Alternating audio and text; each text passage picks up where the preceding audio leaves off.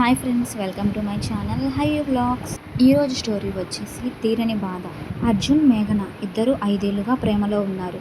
College రోజుల్లో మొదలైన వారి ప్రేమ ఒక్కో ఏడాది గడిచే కొద్దీ మరింత బలంగా మారింది. అర్జున్ తన ప్రేమలో చాలా నిజాయితీగా ఉండేవాడు. అతను మేఘనాని ఎప్పుడూ బాగా చూసుకునేవాడు. తన భవిష్యత్తును ఆమెతోనే ఊహించుకున్నాడు. కానీ మేఘన మనసులో ఏదో మారిపోయింది. మేఘన కొత్తగా తన ఆఫీసులోకి వచ్చిన కార్తీక్ని కలిసింది. తను చూడడానికి చాలా అందంగా ఉంటాడు. అర్జున్ కన్నా ఆకర్షణీయంగా ఉండటమే కాదు, అర్జున్ ఇవ్వలేని జీవితాన్ని ఇవ్వగలుగుతాడని అనిపించింది.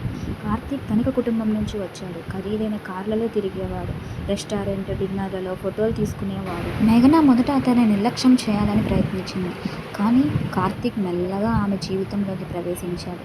చిన్న చిన్నగా టెక్స్ట్లు, పని మీద కలిసి ఉండే సమయాలు, అర్ధరాత్రి ఫోన్లు. చివరికి మేఘన తన మనసులోని నిషేధాన్ని అధిగమించింది. ఏంటంటే తను కార్తీక్ని ఇష్టపడుతున్నానని గమనించింది. ఒకరోజు అర్జున్ మేఘనకు సర్ప్రైజ్ ఇవ్వాలని అనుకుంటాడు. ఆ రోజు మేఘనకు స్పెషల్ రోజుగా మారాలి అనుకుంటాడు. ఆమెకు ఇష్టమైన ఎర్ర గులాబీలతో చేతిలో చిన్న నెక్లెస్ బాక్స్ పట్టుకొని ఆమె ఫ్లాట్ దగ్గరికి వెళ్ళాడు.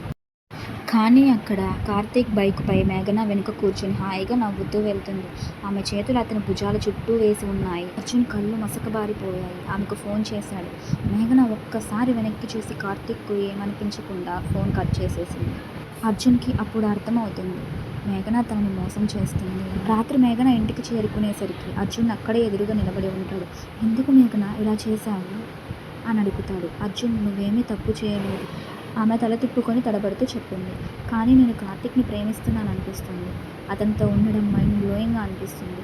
కొత్త జీవితం, కొత్త అనుభూతులు, నువ్వు అందించే ప్రేమని మైమరిచిపోయేలా చేసింది. అర్జున్ నవ్వాడు.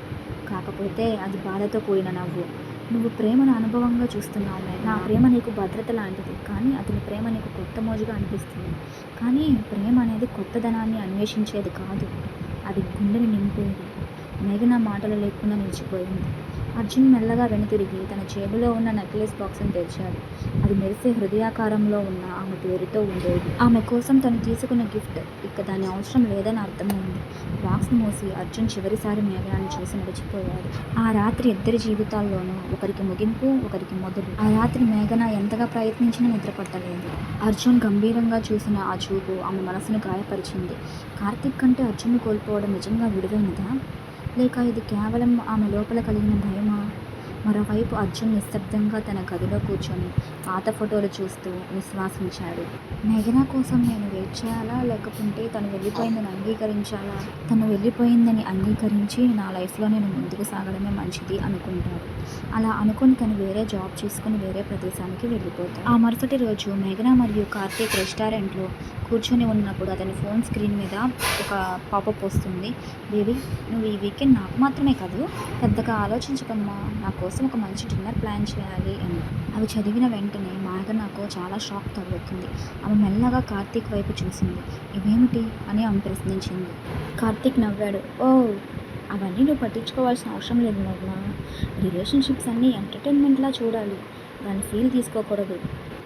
ఆ మాటలు మేఘనకు గుండెల్లో మెరుపులా తాకాయి. ఆమె తన తప్పు గుర్తించుకుంది. అర్జున్ ప్రేమ నిజమైనదని, కార్తీక్ ప్రేమ మోజు మాత్రమే అని తెలుసుకుంది. మేఘన వెంటనే అర్జున్ ఇంటికి వెళ్ళింది. కానీ అర్జున్ లేడు, అతను వెళ్ళిపోయాడు. వాళ్ళ పక్కింటి ఆంటీ చెప్తుంది, అర్జున్ ఉద్యోగం మళ్ళీ ముంబైకి మారింది, నిన్న రాత్రే వెళ్ళిపోయాడు. మేఘనకు ఏడుపు ఆగలేదు. ఆమె చేతులు వణికిపోతున్నాయి. తన మూర్ఖత్వం వల్ల అసలైన ప్రేమను కోల్పోయిందని ఆమె తెలుసుకుంది. ఆమె కోసం ఎదురు చూసేవాళ్ళు ఒకడున్నాడు, అతను కూడా వెళ్ళిపోయాడు. తర్వాత ఆమె చాలా రోజులు ఎదురు చూసింది. అర్జున్ నుంచి ఒక మెసేజ్ కానీ, ఫోన్ కాల్ కానీ వస్తుందని. అసలు ఎన్ని రోజులు, వారాలు, నెలలు గడిచినా తన నుంచి ఏమీ రిప్లై రాలేదు. ఇది ఇలా ఉండగా కార్తీక్ ఏమో వేరే అమ్మాయిలతో లవ్ స్టార్ట్ చేస్తాడు మళ్ళీ. అప్పుడు మేఘన అనుకుంటుంది, వీడి కోసమా నేను తనని వదులుకున్నాను అని. అలా కొన్ని రోజుల తరువాత మేఘన హైదరాబాద్లోని తన పాత ఫేవరెట్ షాప్కి వెళ్తుంది. ఆ కెఫే అర్జున్తో కలిసి ఎన్నోసార్లు వచ్చిన చోటు. ఆమె చుట్టూ చూసింది. తనకు పాత జ్ఞాపకాలన్నీ గుర్తొస్తున్నాయి. ఆమె ఊహించిన విధంగా అర్జున్ కూర్చున్న చోటే వేరే కొత్త జంట కూర్చొని నవ్వుకుంటున్నారు. ఆ సంఘటన చూసి తనకు చాలా బాధేసింది. నేను కూడా ఇక్కడే అతని ఎదుట నవ్వుతూ ఉండేదాన్ని, కానీ ఇప్పుడు నా స్థలంలో ఇంకెవరెవరో ఉన్నారు.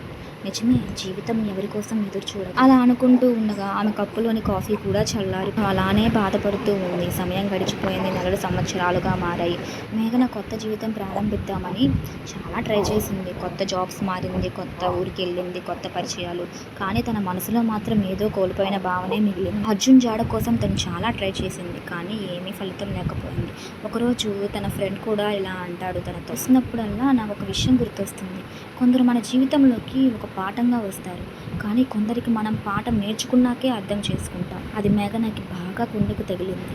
తర్వాత తను ఇలా అనుకుంటుంది, అర్జున్ జీవితంలో ముందుకు సాగిపోయాడు, అయినప్పటికీ నేను గమ్యం లేని రహదారిలో తిప్పలు పడుతున్నాను తన కోసం వెతుకుతూ. ఒక వర్షం కురిసిన రాత్రి మేఘన తన అపార్ట్మెంట్ బాల్కనీలో నిలబడి అలా చూస్తూ ఉంటుంది. ఒకప్పుడు అర్జున్ నా కోసం అక్కడ నుంచుని వెయిట్ చేసేవాడు, ఇప్పుడు నా కోసం ఎవ్వరూ లేరు అని బాధపడుతూ ఉంటుంది. ఇప్పుడు తన జీవితంలో తనకు తాను తప్ప ఎవ్వరూ లేరు నా అనుకొని చెప్పుకోవడానికి. ప్రేమ మన చేతిలో ఉన్నప్పుడు దాని విలువ అర్థం చేసుకోవాలి, లేకపోతే చివరికి మన శూన్యం తప్ప ఏమీ మిగలదు.